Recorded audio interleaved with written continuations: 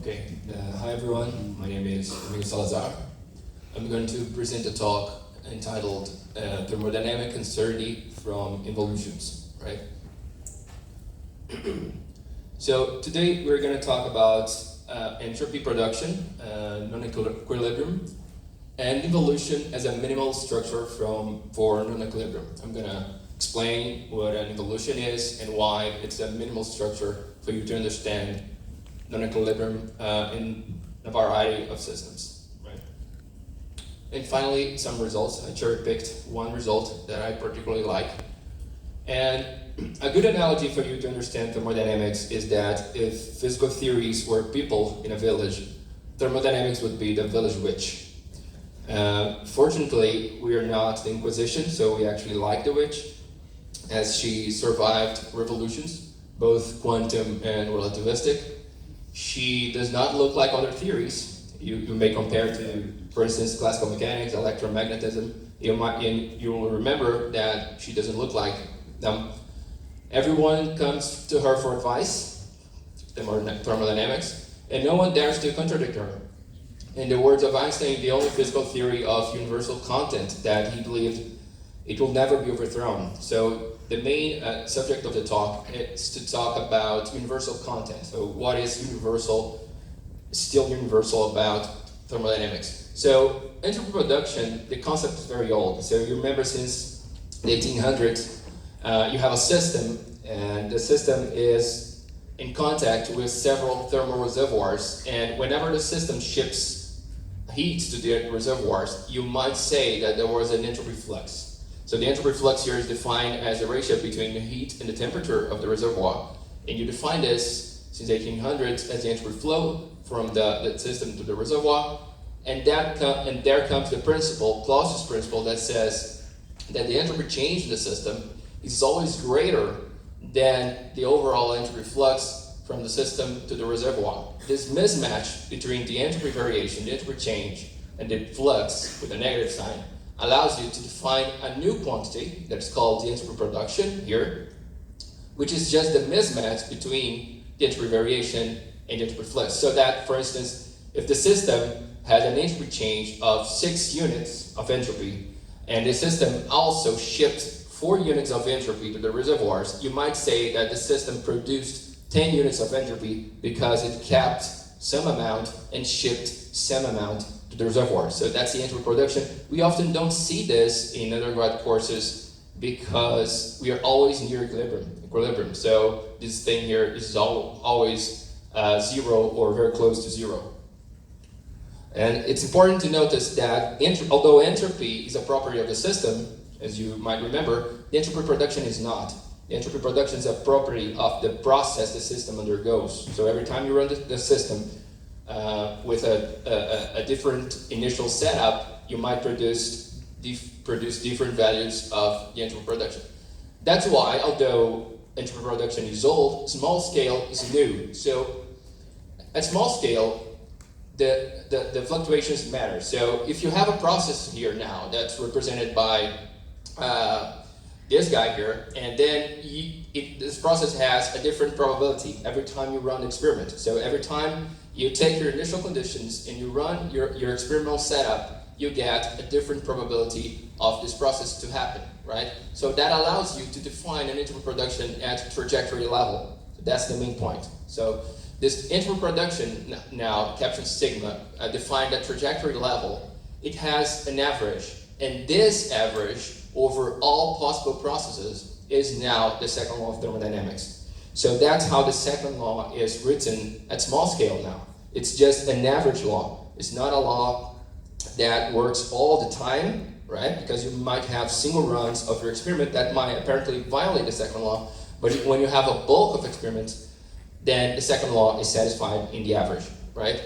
For example, if you have a Markov chain and you have a jump from a state I to state J, you might take this pair as your process. This is a process, right?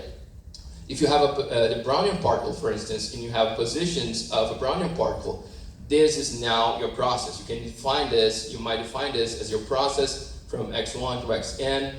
If you have a levitating nanoparticle, for instance, trapped in a laser, this guy here, which is the position of the particle, and the control, which is related to the frequency of the laser, is also your process. So you can have a sequence of pairs, and that defines your process. So in small systems, you have to point out what's your process, what's the process at hand, and then you can get an interval production that is defined for each process. And now comes evolution. So the idea behind evolution is that you have a process, and now you define an operation that takes this process here and maps it to a conjugate process or a reverse process. Intuitively, you might think of it as flipping the arrow of time. So you have a process in one direction, and then you apply evolution, and you get the reverse process, so that if you apply it again, you get the original process in the first place. So that's what defines an evolution. It's a bijection that when you apply it twice, you get the identity. So that's the definition of an evolution. It's its own inverse. And when you have an evolution, so you have a process in an evolution, it allows you to define a trajectory level entropy production now that is just the logarithm of this ratio, which is the probability of observing the process divided by the probability of observing the reverse process. In equilibrium, this guy here is 0 because the probability of observing the process in the reverse process is the same. So you get 0 entropy production, but far from equilibrium, this guy here is positive or negative, depending on the process, and that's how we treat small-scale systems. For example, in these cases that we just mentioned, those are the involuted processes. You have, for instance, by changing the order of the pair from I to J, now it's J to I, you get an evolution. Because if you flip the order of the pair again, you get back to the original system. So all these guys here are just evoluted conjugate processes, just like we wanted the evolution. And this is the minimal structure that you need to prove a lot of things in small-scale thermodynamics. As a sanity check first, I think it's jammed. Okay. As a sanity check, you might want for the second law to be obtained, and that's the case. For instance, if you take now the exponential of minus the entropy production, you just take the definition and you get that this guy here equals 1. This is called the integral fluctuation theorem. This is known for a while now. And this is just one result from this definition. This definition is also known as detailed fluctuation theorem sometimes, but in this structure, we use it as a starting point, as a definition. And using Jensen's inequality, you get from the integral fluctuation theorem that the average entropy production is greater than 0. So the structure of involutions allows you to get the IFT and the second law, so it passes the first test, the sanity check. But is there anything else fundamental about the sigma? And the answer is yes. There are other things other than the second law that we might obtain.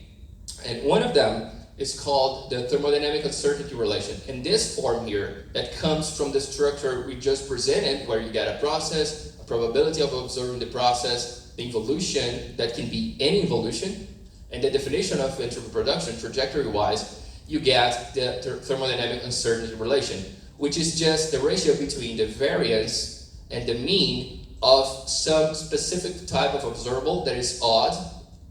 A non-observable here is an observable that flips the sign whenever you compute the value of that observable in the conjugate process. For instance, a current. Sometimes we call it a current, right? So the variance of a current divided by the square of that mean is lower bounded, and this is a law of nature.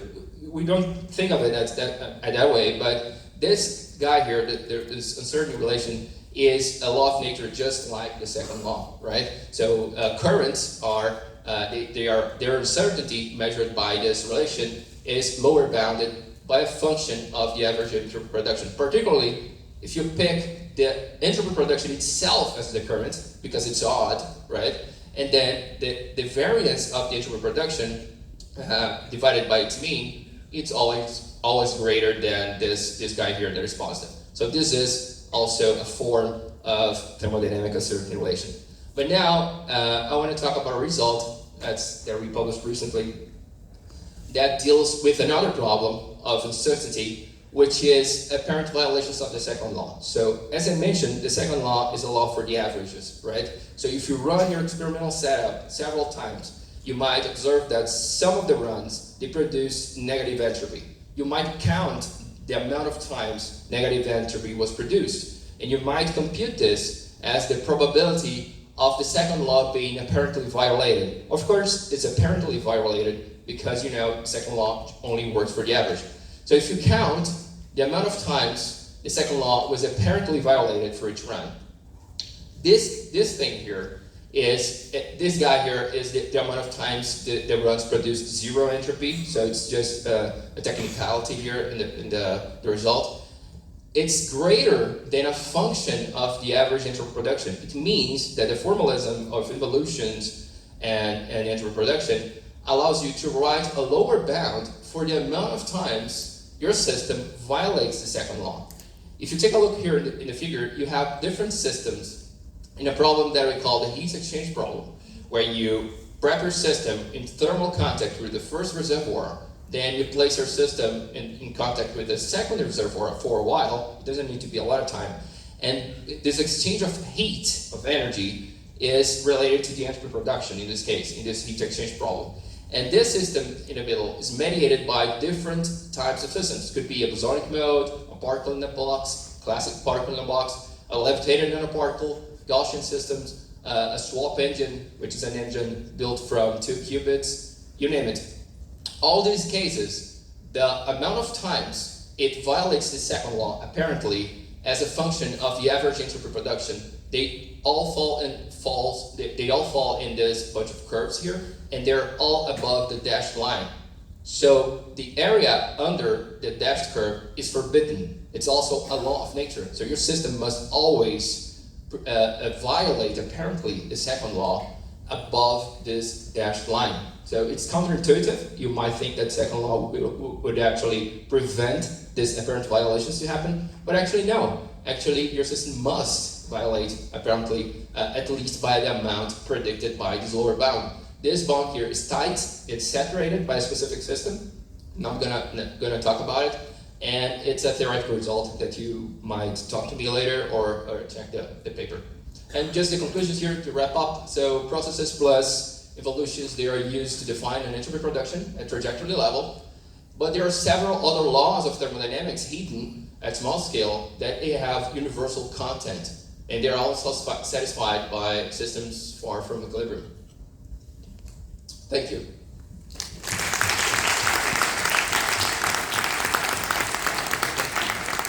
Time for questions.